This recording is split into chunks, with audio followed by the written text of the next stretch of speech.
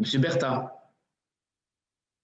Oui, merci, Président. Madame la Ministre, depuis le début du quinquennat, vous vous êtes engagé aux côtés de Jean-Michel Blanquer pour l'accompagnement des élèves en situation de handicap pendant leur scolarité.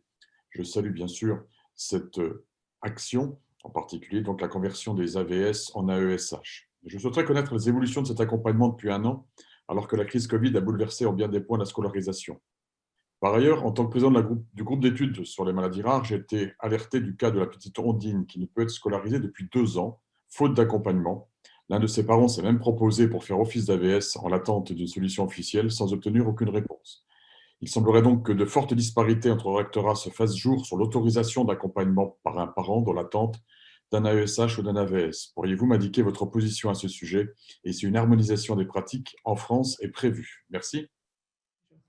Pour répondre au député Bertha sur la petite Ondine, la petite Ondine, vous allez me donner ses coordonnées parce que je ne connais pas ce sujet particulièrement, mais il est inacceptable qu'elle soit privée d'accompagnement. Et nous nous sommes battus, et je vous rappelle que dans mon ancienne vie, j'ai été présidente de la FNASEP à l'origine des accompagnants. On les appelait même AIS à l'époque, auxiliaires d'intégration scolaire, puis auxiliaires de vie scolaire. Donc, c'est un sujet que je connais bien. Nous nous sommes battus pour que ce soit justement de la responsabilité de l'éducation nationale et que ce ne soit pas les parents qui soient accompagnants. Donc, nous avons d'autres façons d'accompagner Ondine. C'est la coopération médico-sociale. Ondine, je suis sûre qu'elle a un accompagnement médico-social. Il faut qu'on soit intelligent, qu'on mette en place l'équipe mobile immédiatement, qu'on déclenche du CESAD et que, bien sûr, Ondine et son AESH, c'est absolument intolérable d'entendre ça.